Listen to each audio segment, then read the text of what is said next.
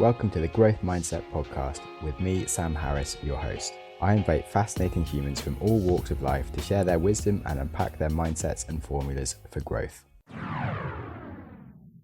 Welcome to the podcast. Today we have Austen Allred on the podcast, and you're the CEO of Lambda School and just a general legend from everything I've heard about you and the stuff that you've done. If I've messed this up now in the intro, I'll be quite annoyed with myself, but let me know if... No, you nailed it. Cool. Thank you very much. So we're going to be talking about your stories, some of the mindsets you've learned about through life, and sort of obviously you run a coding boot camp that sort of helps like so many people get into the whole world of development and the kind of mindsets that people have developed around there. So some fun stuff to go into. We may go into many tangents, and I say may, we almost probably will. We'll see if we cover any of what I just said. But on that note, it's a pleasure to have you. And once you've said thanks for being on the show, you can then talk about maybe 2 to 3 minutes of your background and like what got you to where you're at. Well, yeah, first of all, thanks for having me.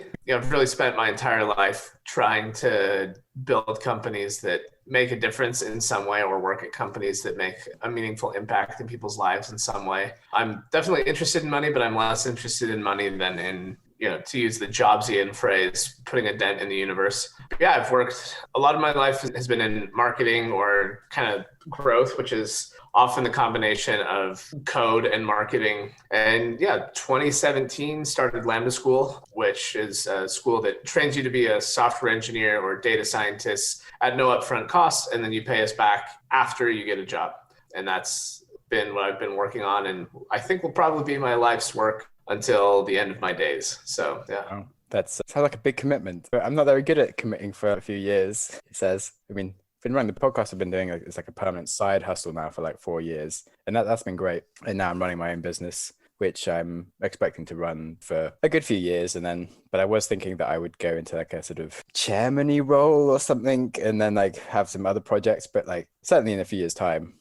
Not really thinking about it at the moment. But yeah, so will people still be learning to code in 10 years or 30 years' time? It seems a very long-term view. It's not even code necessarily. Like, I don't view Lambda School as just a code school. Everybody else does, of course, because that is what we do. But the problem that I am very interested in and passionate about solving is helping people kind of increase their income to the place where it really ought to be. So, if you think about capitalism more broadly, there are all these different mechanisms to help people become educated, but there's not really anything that helps you figure out from a financial standpoint where you can or ought to go, what you're capable of, and how to get there. And given how important that is to people's lives, I think it's weird to me that that's a missing piece. Like, why can't I raise my hand and have somebody tell me, hey, if you were to do X, Y, Z, you would be able to make more money and be happier in your career, and I'm going to help you get there. Like, that is the most important thing in a lot of people's lives. Like, outside of family, it's what you do all day at work. And it's weird to me that there's not as much support there as I would have guessed. So I'm trying to add in that layer. Yeah, because I think traditional school is very much of like the picking up on sort of specific skills and just teaching you a bunch of information that isn't necessarily relevant to the work world. And there's a lot of broken things there, and I certainly prefer like your model of giving you skills that are actually directly applicable to wage and stuff. And then like the whole like finding out what would be most suited for you. But then I would be very interested to think about what I find hard as a like relentless entrepreneur, and I'm guessing you are yourself, is then how do you tell people things that you wouldn't actually do yourself? Because you're always telling people, okay, they can earn more money doing this thing, and teaching them the skill that like isn't the thing that was like the thing that lit up your life. And you're being, well, yeah, you just love sort of changing the world and helping people and being able to earn money doing that, rather than like a specific sort of job. So I find it very difficult giving people like jobs or tasks. And as running a business, I find it very weird having employees, and like I just couldn't be an employee. And so I'm trying to relate to them on like why they would want to work for me. And I'm like, but I could just never work for someone. And it's very confusing for myself. So I just wondered where you get confused on that, or how you tell people what they could be able to earn without being like, but also you could change the world by like just doing some other thing. Because if I just always end up doing that, and I've just had one employee leave to go and start her own thing, and I'm like, yeah, well, that's kind of my effect. I probably need to stop doing that. Yeah, well, I don't view it as like, I mean, I did build Lambda School for kind of myself, right? Like then in my past life, I dropped out of college and was unemployed and lived in a car while I taught myself to learn how to code. So I don't feel any conflict in between what I'm preaching and what Lambda School does, because in a past life, that's exactly what I would have done. And breaking into tech and learning those skills are what enabled me to do what I do today. Without that, I wouldn't have the opportunities that I have now. So I would imagine that a lot of Lambda grads go on to start their own companies, but I don't view it as like, if you start working for a company, you will always be an employee or you'll never be a founder, or that it's wrong for people to be a founder. Like I want to match people with what they want out of life and let them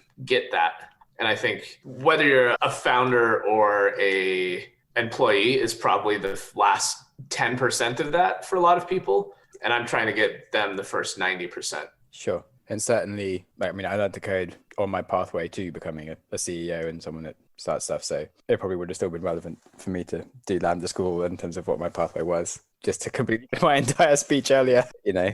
It's difficult to imagine a world where being able to code makes you less valuable. We'll say it that way. It's at least a win. Yeah. Yeah. I mean, it definitely took a bit longer. And in hindsight, now that I'm a CEO, I probably don't need it as much, but I think it does make me better in some ways. And yeah, I don't know. So many life lessons. Yeah, I don't code anymore. I miss it. But I do think like even just understanding, you know, running a technology business, understanding how it works behind under the hood is still pretty important. I don't really do very much day-to-day work because most of my time is hiring and managing. And that just comes with the territory of having a couple hundred employees. But still good to know how that stuff works, if for hiring than for no other reason. Yeah. Before we go into the role of a CEO, because that sounds quite interesting and like you've got like lessons there, it'd be good to go back to like the story of you learning to code in your car and then building a business around teaching people to code, because that sounds quite fascinating. Could you unpack a bit? Yeah. So it's funny. I dropped out of college when I decided that I wanted to work in tech. I wanted to kind of get to Silicon Valley, and I felt like college was too expensive and not providing enough value. It was more about the time than the expense, honestly, because the college I went to was not, you know, looking back, I think it was like $2,000 a semester or something ridiculously cheap because it was subsidized by a church. But so I basically just moved out to Silicon Valley, kind of figuring, you know, I'll figure it out as I go. I didn't have very much money, and back then I thought rent was too expensive in the Valley. Now it's probably like 10x in some instances. But yeah, I lived in a car. So I had a 2-door Honda Civic, and I would lay the back seat down, and then my feet would go in the trunk and my head would go on the passenger seat. And I'd fill up an air mattress kind of halfway so it would cover up all the springs and bumps and holes. And then I would shower at the YMCA, and there was a nonprofit kind of workspace that you could just go work out at for free called Hacker Dojo. So I would go work out and shower in the morning, and then I would go to the Hacker Dojo and try to figure out how to build stuff all day, and did that for a few months until it eventually landed a job doing that, and then started a company from there. So that's a short version. Did it feel kind of like dramatic sort of steps towards some greater thing at the time? Do you think you feel like you're aware of like the awesome path that you are on? I would say that where I am today is closer to where I wanted to be than my wildest dreams. Like if I would have been able to see where I am today, I would have been absolutely thrilled.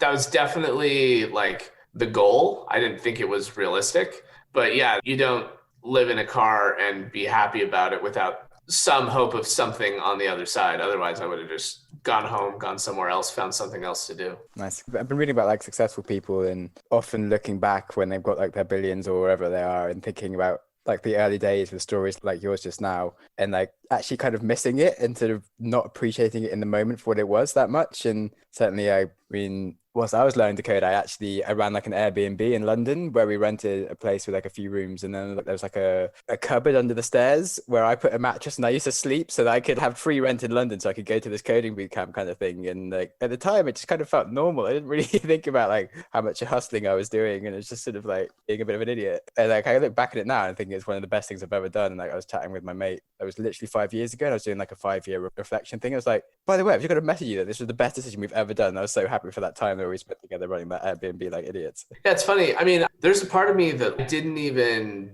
dare to dream that I would be where I am now.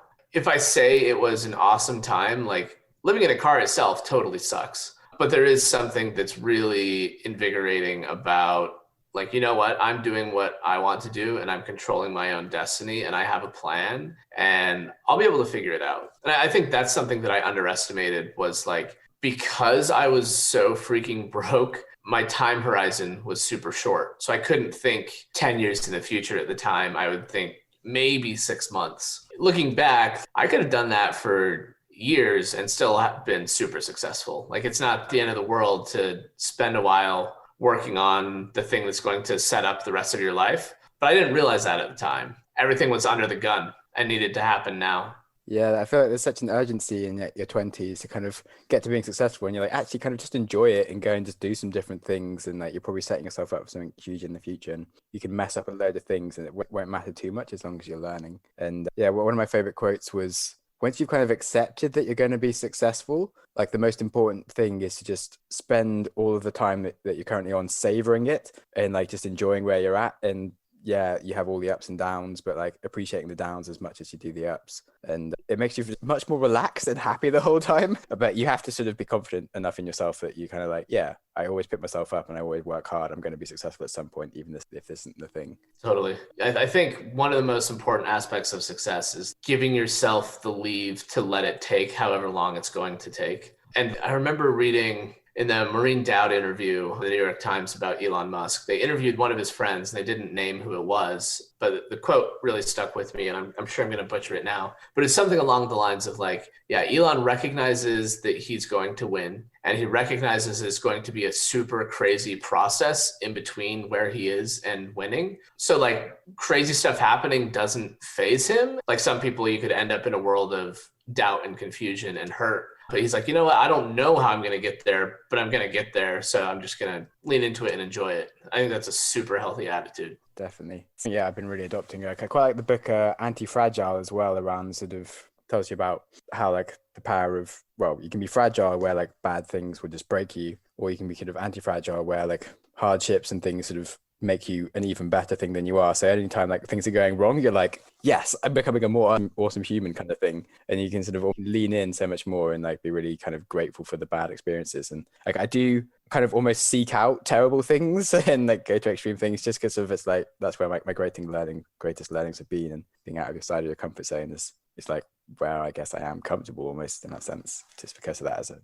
attitude. There's another quote I think of a lot from Ben Horowitz, who is now part of Andreessen Horowitz, but he talks about how, I'm going to butcher this one too, dang it. This is specific to CEOs, but he talks about when you feel that kind of sense of dread or like something's off, like that's a sign that you should really lean into that and really go toward that feeling of darkness instead of away from it. And he kind of concludes that a lot of failures, people trying way too hard to avoid the scary, nasty thing instead of really running toward it. I think that's an interesting framing as well. I've certainly noticed that as a company, that when there's like that thing in the back of your mind that you're just trying to suppress, like that's probably the thing you should be working on. Yeah, definitely. Cool. I mean, I feel like we're trading awesome quotes at the moment. We should probably talk about ourselves a bit. I'm having fun. So I guess it would be good to like track back a little bit to say, okay, so you've gone through your living in the car and like going to the gym and the coding. And so you learned to code. So then did you get a job as a coder for a few years and start working on some projects like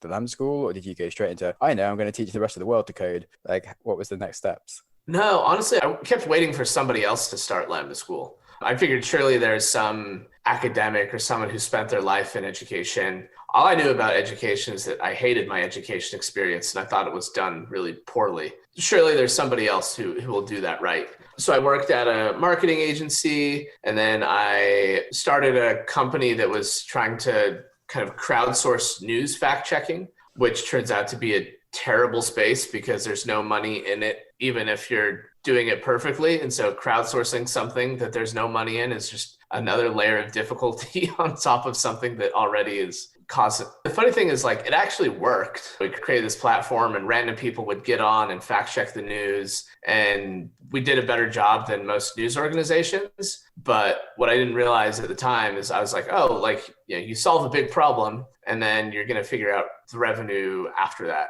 And then we started realizing, okay, well, we have like two options. We can build enough traffic to get advertising, which is really difficult to do in general, let alone the news market is brutal.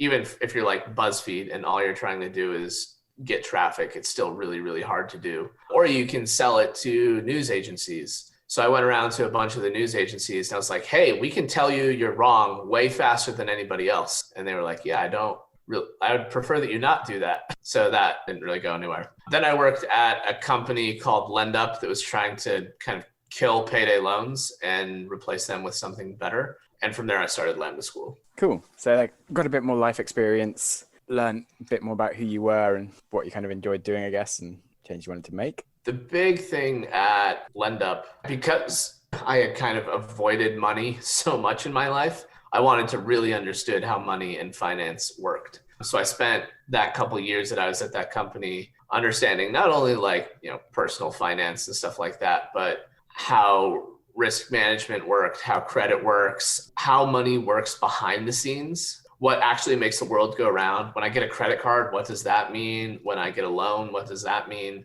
Why are people making decisions they make? So I spent, learning about it, even investing in public stocks and equities and stuff like that, which is probably obvious for a lot of folks, but it was completely new to me. And then when I decided to start Lambda School, we didn't have the finance free until you're hired angle that we have now. We only have that because I was thinking about it in terms of what I learned from that company. So I was always thinking about risk pooling and quantifying risk and risk management and credit and stuff like that. So when it came time where most schools, I imagine, would look at, hey, our students don't have enough money to pay for tuition up front. We can get loans, and that's kind of it. But we thought about it more from first principles of like, okay, why do they want a loan? What is the purpose that they're trying to do? And realize, they actually want cash, but more than anything else, students want surety that they're not going to end up financially ruined. So they're trying to eliminate the risk. And when I'm talking to students, they're asking about outcomes, first and foremost, because they want to be successful, but most of all, because they don't want to end up with debt that they can't pay back. So what if we created a financial instrument where you don't pay anything unless you're successful, and started playing with that? And that's where everything took off. So I think we were able to actually meet the needs of students from first principles instead of just layering on solutions that everybody else had tried and understood. And even to this day, there are people who understand education and there are people who understand finance, and there are very few people who understand both simultaneously. Yeah, interesting worlds where like there's not a lot of crossover. And I think that's one of the things around, I know, the book Mastery, where he sort of talks about having some different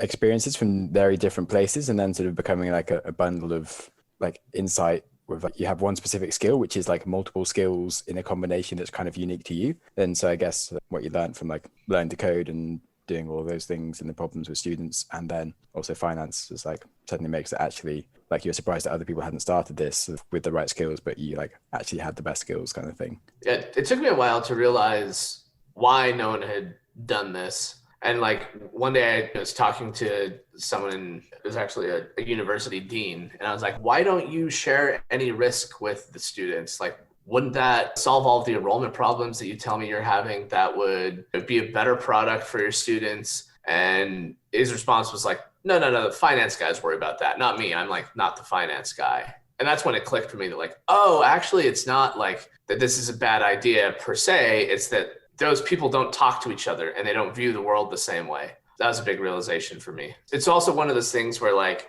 I wouldn't have been able to predict, hey, what I need to run a really good code school is to spend a couple of years understanding finance and hedge funds and credit funds and how risk management works. It was just, that's kind of what I knew. So it was obvious to me when I saw it. That's another instance, I guess, of it being really difficult to predict what's going to matter and what's the jobs quote. You can only kind of paint the lines looking backwards. It's really hard to do it, looking forward. Like I wouldn't have been able to predict or plan for any of that. Yeah, I wrote a New Year's post around this, around sort of like the goal setting. It's like it's important to have goals and be working towards something, but also like your expectations can be completely different to what actually makes the most sense, and just being very opportunistic with like the skills that you have and like opportunities as they come your way. Because if you make plans that are too fixed, you'll just completely limit yourself as well. And so much happens that's sort of beyond your control is really awesome if you're open to it. And yeah, looking back, it all seems so obvious, but planning your life is like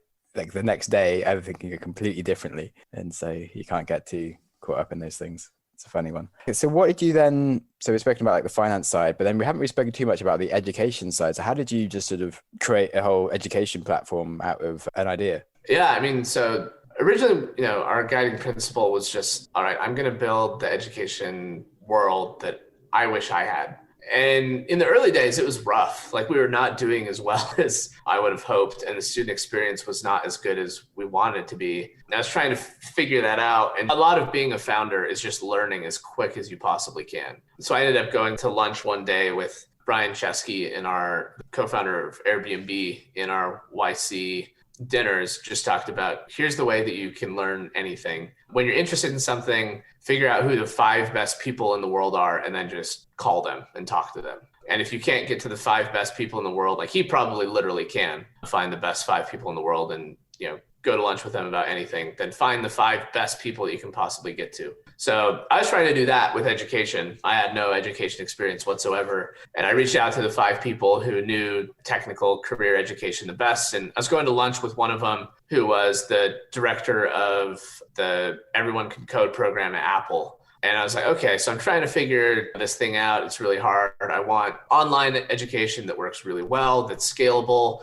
that has the support mechanisms that I need. I'm trying to figure out how to do that. And he literally pulled out a binder that was 200 pages. It was like, okay, I've been thinking about this for 15 years and here's how you do it. And I ended up just hiring that guy. So that's my first experience in hiring somebody who spent their entire life doing the thing that you need is way more effective than you trying to figure it out on your own. And he's still the president of the school to this day. And we would have probably been dead if it weren't for him a long time ago. Wow, that's cool. It's kind of funny at the company that I'm running. I had a few different CTOs who weren't too into the idea, but they really liked me, but then they ended up leaving. And then I found this guy on Indie Hackers who'd literally been building something very similar for the last year and a half all by himself. And it's just been such a joy to work with. I'll find a bug or sort of something I want to change in the product, and I'll send him it, and he's probably already built it half the time, and I'm like, oh, he's just one step ahead of me. We're always thinking the same things, and it's just such a joy to be like, I don't even have to try and explain why we should have this new feature in this sharing podcast platform, because he's got all the same sort of ideas as me. And it's Yeah, being able to hire someone who has worked on the problem you're trying to solve for a long time. I mean, there's sometimes when you actually don't want that, but generally speaking, it's a big win to be able to just say, okay, what's the thing that I should be doing? And they know it. That's always a nice shortcut. Definitely. Okay. So it's a bit of a easy answer for when I said, how do you build an education platform? I'll hire someone that's been thinking about it for a long time. I mean, yeah, great. But also how? What did he then go and do? What were the sort of the lessons that you had around actually educating students and making sure they were learning the things they should be learning in the right order and not confusing people? Yeah, so I think the main piece of research around education that it's one of those things that everybody in the education space looks at the same kind of research. It's how do you productize that and make it work? That's important. So in this particular instance, there's a researcher called Bloom, and he created what's now known as Bloom's 2 sigma problem, which basically says that if you have a student who doesn't know something and you compare them one-on-one with a mentor who does know that thing, and they're using mastery-based progression, so you're not going to move on to the next subject until you've mastered that former subject, that student will perform 2 sigma better than the average student in a classroom. So in other words, 2 standard deviations. So the average student will be at the 98th percentile of other students, which, that's awesome. But the moral of the story is, okay, hire a personal tutor for every student, which isn't scalable or cost effective and doesn't really work in the vast majority of instances. But using that as kind of a guiding post, you can create an environment that's close to that for much, much cheaper, where students have, as often as they can, that one-on-one mentorship that they need, where they have an expert who's looking over their shoulder. So it's really a matter of how you productize that thing that every educator understands. Everybody knows that that's the kind of Platonic ideal of education. And you spend a whole lot of time figuring out how to make that work. Does that make sense at all? Yeah, no, definitely. Maybe thinking of two companies. One company we've been talking to quite a lot who almost acquired, well, who are thinking about acquiring my business for a while, and then we've held that off for a while, but might come back to it, is called, well, they were called Bloom, but they had to change their name. And they're kind of doing something similar to what my company does, which I let people sort of listen to podcasts together and sort of sync up over their listening experiences. And you can kind of, it's partly, there's like a bit of an education side to it, because like I just learned so much more from discussing what I've learned from a podcast or an audiobook with someone else. But what they're doing is the same thing, but for like blogs and articles and things. And that was kind of interesting, but it kind of lets you get the mentorship, but from your friends, which is interesting. But then another podcast platform that a different friend has been running, which is now changed. It was originally like just playlists of good content that teaches you stuff, which is a bit stupid. They tried to gamify it and give you rewards for listening to like 20 VC podcasts and things. But anyway, they had to pivot. But they're now like a university replacement where like they basically match you with a specific mentor on a specific skill, which is interesting. They kind of used your model as well around like pay once you've then got a job. And they're called Dorm app. And yeah, that hypothetically means that you don't need to go to uni and you can kind of get mentored by like a really good professional who actually kind of gets paid kind of well, because instead of like what you'd pay on uni, you pay like sort of quite a lot less, but just for like one person to give you like an hour every week or something, sort of to really mentor you on what to go and do, the best resources, and keep you really focused, with the idea that like in a few months time you can actually sort of go and do the right thing and have not had like a massive debt, but then you're able to get a better job and then sort of pay back what the cost of your education was. We'll see if that goes well or not. Like it's just like a thing that's starting up. Certainly there's a space somewhere in like disrupting education in sort of these models. So was there a killer feature that you guys released that was like there was a night and day before you released it and then after it, like a gamification improvement or something? Or was it always just like a death by 1,000 cuts, but like the opposite analogy where like each sort of incremental thing you did sort of improved stuff? It's just been slow and steady improvement. But the business model of pay after you're hired, that was a leap forward where everybody got it instantly. It was clear that Lambda was different than other schools at that point, and incentives were aligned. And then after that, the hard work has been making it so that every student is successful. More recently, we launched something that we called Fellows, which has been really, really successful. We line up an internship for students and we cover the first month of the internship. So the company doesn't have to go through a bunch of approval processes and they don't have to really take on any risk in getting to know the student. And that's been a big shift on the hiring side. So we're working on scaling that. But basically, not only are we taking the risk from the student now, but taking the risk from the employer and making it really, really easy to try out and hire engineers, I think will be the next thing that we're working at. Sounds kind of risky on your end, but I guess certainly puts like the skin in the game onto you so that people can just really trust that like you're only going to send them people that are going to be reliable. Yeah, we've got risk up from both sides now, but when it works, it's really special. Yeah, that's insane. You're really going all out in this. I mean, you said that like you're really onto like helping improve people's lives and doing stuff, but sounds true. Nice. Yeah, we put our money where our mouths are. That's for sure. How easy was it to make money? As in, like you built this sort of financial model. Has it been stressful trying to get people to pay back later? And like the whole like cash is king. You often have to have lots of money in the bank to pay for all your costs before you ever get the money back in a few years' time. Has that been difficult? And obviously growth, you can't grow so easily unless you're taking on like more and more funding. Yeah, that's been incredibly difficult. Not students who were hired paying back, that's relatively turnkey now, but making the entire system work together where we're paying all the instructors. We've got almost 200 people full-time and another couple hundred part-time, and we're shouldering all of that risk. And then in some instances, we will kind of sell future cash flows to investment funds so that we can invest more in students instead of just using venture capital to do that. And yeah, we've raised over $120 million just in equity VC type financing. So it's not easy. I definitely get why other people don't want to do it and why other schools don't do what we're doing. But I think it's so much better for the students that if it works, like everybody will have to figure it out. And from my vantage, no one is really doing what it takes to figure it out. I know I keep waiting for someone to really go all in and do it right, and nobody really is. So I'm not sure what will happen. I think what happens is the people who are able to figure it out end up training all the students, and the people who don't just kind of go away or get really small, which is actually the best thing for the students. So the interesting thing about the income share agreement, the way we have it structured, is that instead of the best schools winning based on marketing or based on how much they're willing to spend to acquire a student, schools are going to win based on outcomes. And if you can produce the outcomes such that you can make the ISA work at scale, then you're going to keep getting all of the students. And that hasn't been true in education historically. You win based on brand or something like that, not based on what outcomes you produce. And in the long run, it's shifting to outcomes, which is really, really exciting and also really hard. Now you have to have the best outcomes, and you can't slack on that ever. So we'll always be working on improving student outcomes, which is, again, awesome for the students. I guarantee you, we think way more about how our students are doing in a career and how to get them hired. And we spend millions of dollars helping them get hired. Whereas, your average university has like a couple people in a binder and like a career center. Just, the incentives really, really matter.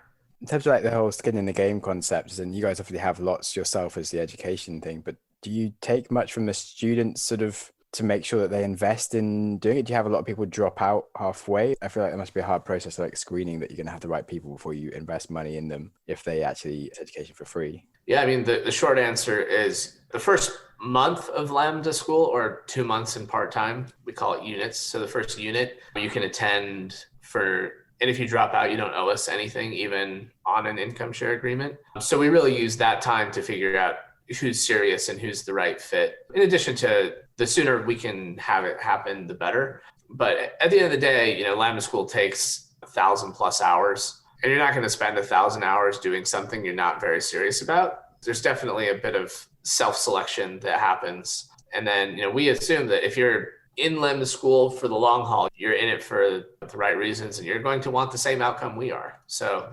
that's something that's difficult to predict. Who's going to be dedicated. We're starting to get some metrics that are somewhat predictive of that, but students have to put in the work. That's the big difference. Then do you get people that have like finished it, but then sort of have like imposter syndrome of like, well, I've just done this sort of like online boot camp. I'm not like a real developer. I didn't go to like university to study computer science and these things. Yeah, every single student, including those that already have CS degrees. I think part of what starting a new career is just facing that doubt that you are. I get mad at students when they say, I'm going to be a software engineer. If you're writing code and you're building stuff, you are now a software engineer. Start acting like it. But yeah, I think the mental battle with imposter syndrome is as difficult as the battle of learning to code, and the battle of allowing yourself be what you've trained for and what you've spent so much time learning. Allowing yourself to get paid for that the first time is not simple, or not easy, I should say. So we spend a lot of time building up to that and thinking about it and talking about it. And I think everybody feels that way to some degree. Like, everybody looks at their career and is wondering when everybody's going to figure out that they're a giant imposter and a fraud and they don't know what they're doing. And you realize at a certain stage that everybody feels that way and nobody really knows what they're doing. It's just part of life. Definitely. I think once you get comfortable with that, it's very liberating in terms of, everyone is just making stuff up in the whole world. And even the presidents or whatever. I think when you kind of reach the tops of those companies, and I spent a lot of time talking with other CEOs and some who are billionaires and at the top of the game by every definition. And they're still just like you and me, just trying to figure it out one day at a time. No magic happens when you become a super successful billionaire CEO of a public company. Yeah, can be kind of lonely dealing with our own thoughts and stuff. It's nice to kind of realize. On that note, my next question was going to be like on CEO mindset. What are some of like the things that you've dealt with as an imposter perhaps, or just like your biggest lessons? I think the interesting thing about being a CEO of a startup that grows as fastly as Lambda School did is your job changes multiple times, and sometimes multiple times a year. So in the early days, like, I was the one writing the code. If the trash at the office needs to be taken out, like, I'm the one taking it out because that's what it is. And not that getting trash is like the canonical example of what needs to be done at a company, but pretty quickly you move to the point where, yeah, then somebody else is taking out the trash. And then you're hiring the person who hires the person who hires the person who hires the person who takes out the trash. And much more of your job becomes hiring and culture. So that shift is pretty difficult, I think, for a lot of founders to go through, where you're not the one doing the day-to-day work anymore, which for a lot of successful companies, like the founders actually love doing the day-to-day work. That's why the company got to where it is. And then you have to learn to give up a little bit of control, but not too much. You still have to be involved. And then you find that if you lean out too much and if you're not involved, then stuff starts to lose the essence of the knowledge that you have and why we do things a certain way. And then a little while later, like now I'm at the point where I'll look into stuff and I'll find that nothing has changed since I put it in place 3.5 years ago. That's a little frightening too. Like, we've got hundreds of people working on stuff and that line of code is still what I wrote. Like, surely we should have thought about that a second time since then. And we've learned a whole lot. So yeah, it's just a giant process of learning and growth yourself. And you have to, the job that I do now, a lot of it is building culture and recruiting and setting a vision. And you were doing that in the early days, but it didn't really matter. And nobody really cared what you said or did so much. And now, if I tweet something that's a little bit ambiguous, 100 people are going to be confused by it. And it's a big deal. So yeah, it's just a process of learning as quickly as you can and growing as quickly as you can and being used to your job changing pretty drastically several times a year. Yeah, a lot of responsibility. Cool. Okay, so we're getting towards the end of the hour. Happy to talk a lot more about CEO stuff, but should wrap up. What's your you can say your best book or your favorite book at the moment that you've been giving to the most people that sort of taught you the most, whether it's on code or being a CEO or just life? Ooh, that's a really good question. Yeah, I mean, I read a ton, so a ton of books that come to mind. For our students, one is The Upside of Stress. It's not something to be feared, but it's actually actively good. And when you're in a stressful situation, lean into it and focus on it instead of trying to run away from it, which I think is a pretty important thing to do as a CEO. And one of my favorites recently has been the Wright brothers biography by McCullough. Just seeing the way the Wright brothers learned from their mistakes and methodically tried to build a product that was really special and failed 100 million times. I find it super inspirational. So I love the Wright brothers. Cool. Thanks. Excited. I do a lot of reading also myself. What's one of your earliest ever memories? Earliest ever memories? Man, I didn't see that one coming in a podcast. I don't know, probably just playing with my family. I can't think of any one specific memory, but anytime I do think of a memory, it's me and my brothers doing something. So just being around the family. Or do you still get to see them a lot? Yeah, they live a ways away from me now, but we text each other basically every day. So we're still pretty close. My little brother actually works for Lambda School, and then my big brother does not, because we could never work for the same company without killing each other, but we're still close. That's good to hear. Yeah, I think probably the same with my sister. What's one of the kindest things someone has done for you? Oh man, there's so many. I mean, I'm still thinking about Startup Land. Randomly, the thing that came to my mind is when I was 16 and I went to a soccer game and it was really cold and this random person took the shell out of her coat and gave it to me. But more recently, when you go through difficult times at a company that is more public facing, then honestly, I wish we were.